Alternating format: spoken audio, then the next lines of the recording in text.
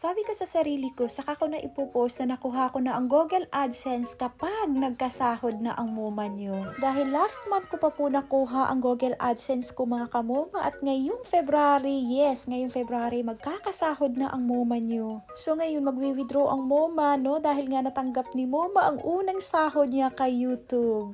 Actually, matagal ko na sanang gustong sabihin sa inyo na nakuha ko na ang Google AdSense ko kaso nga baka magka-trouble. Kaya sabi ko, saka ko na sabihin kapag nagkasahod na talaga ako. At eto na nga po mga kamoma, after 5 years, after 5 years ng paghihirap sa pag-i-edit, hindi talaga basta-basta mga kamoma. Eto na, tayo'y makakatanggap na ng unang sahod. Ang unang sahod namin mga kamoma ay nakatanggap kami ng $161.27. Yes! At kapag sa Philippine Peso naman mga kamoma, ang total na natanggap namin ay 8,586.75 centavos. Pero syempre, nabawasan na no. 5K na lang ang akong na-withdraw. Kaya ang sobra ako naman to in tawon gibayad. Ganyan talaga kapag nakatanggap tayo ng pera, ay nako, lilipad ka agad yan. Pero alam nyo ba, bago ako nagkasahod mga kamoma, 100 lang talaga ang pera ko. Pero hindi ko talaga to ginastos. Para at least ba manawag og kauban o maulagi nagkasweldo ta. So after sa sahod mga kamoma, dumiretso na kami sa palengke kay wa na gyud in tawon unod ang among refrigerator bisag mga gulay lamas wa na gyud.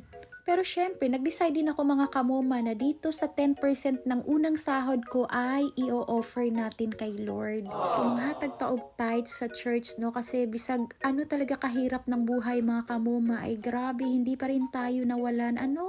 Marami at marami pa rin ang mga paraan. Napapansin nyo ba, minsan alam mo yung sa oras na walang-wala ka na, wala kang mahihiraman, wala kang mauutangan, pero biglang may mga blessing na dumating. Kaya, to God be the glory mga kamoma.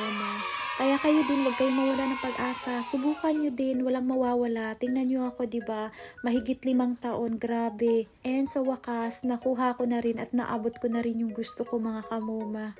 Bahala, ginagmay, good, at least maunang sobra sa akong pamamalingki, sa akong 1K mga kamoma. And thankful din ako dito kay Bunso kasi nga wala siyang pasok. So sinamahan niya ang MoMA sa pamamalingki. Then, after nga namin na malengke mga kamoma, diretso na rin kami bumili ng milk ng mga miming kasi hindi rin yan sila makasleep kapag hindi sila makainom ng gatas, lalo na si Mommy Bada. So, talagang naghahanap nga siya at ito yung ginagamit ko para kay Mommy Bada, ang Nestogen Classic. So, malaking tulong talaga tong mga maliliit ko na sahod mga kamoma para sa pagtustos ng mga pangangailangan ng mga alaga ko. Then, bumili din ako ng wipes kasi talagang magastos kami sa wipes mga kamoma. Kailangan jud na ay wipes pero maminti, oy. Kiusahay man gud na ay makaigit-igit, merong magpunas ng puwet sa tiles, kaya kailangan ko talaga ng wipes. Then, syempre, ang budget ni Moma, buwad og itlog, okay na. Then pagdating ko nga dito sa bahay mga kamoma, nahihilo na ako kasi yung kids nilipat na pala ni Apa dito sa kwarto namin kasi yung mga apo niya gusto niya makasama namin dito sa loob. Pero hindi nga approve sa akin mga kamoma, kaya sabi ko ililipat ko na sila sa labas since malalaki naman sila. So ayan, para matuto na rin sila, no? Kaya kinausap ko si Mommy Bada na doon na sila sa labas para magkatabi sila nila Mommy C3. Kasi nga dito hindi talaga enough ang space. Sobrang liit ng kwarto namin mga kamoma. Kaya iyon nag-decide ako na i-transfer ko na sila sa labas. Pero papapasukin pa rin naman namin sila dito sa loob mga kamoma. Kasi hindi naman every time na naka-cage sila. Yun lang kasi kapag ka-oras na ng tulugan. Kaya para walay samok-samok ba no? So hindi ko po nagustuhan yung arrangement ni Apa. And dahil nga malalaki na yung mga baby ni Mommy Bada, malapit na sila mag 2 months.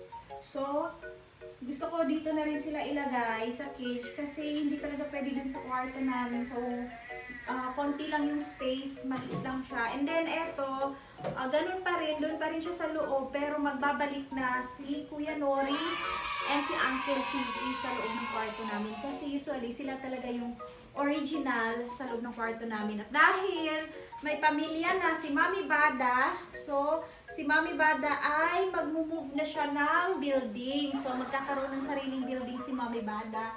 And eto, nag-upgrade si Mommy C3 kasama kanyang mga 4 babies.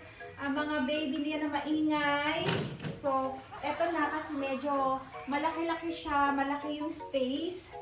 Kaya dito na sila ililipat. So, Tara, let's.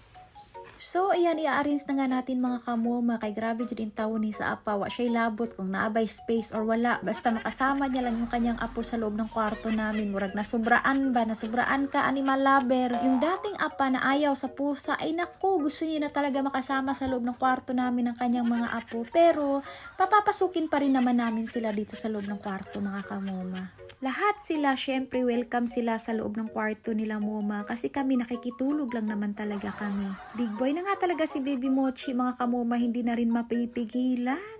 So, dumadami na nga talaga no, yung alaga ni Moma and at least so very thankful jud ko kahit papaano kasi nga nagkakasahod na rin kami sa YouTube. Malaking tulong ito para sa pamilya ko mga kamoma kasi hindi lang talaga naman kasi mga alaga ko yung pinoproblema ko. Syempre pati din yung mga bills namin dito sa loob ng bahay. Minsan hindi talaga maiiwasan na nadidelay kami sa pagbayad sa aming renta dito sa bahay kay rentoon maniamo ang balay. And sobrang laki kasi ng pinagbago ng buhay namin ni Apa. Hindi kasi katulad doon na laging may pera, laging puno yung bulsa nung time na meron pang trabaho si Apa. So kaya this time talaga kailangan namin magtutulungan since hati talaga kami dito sa gastusin sa loob ng bahay mga kamoma.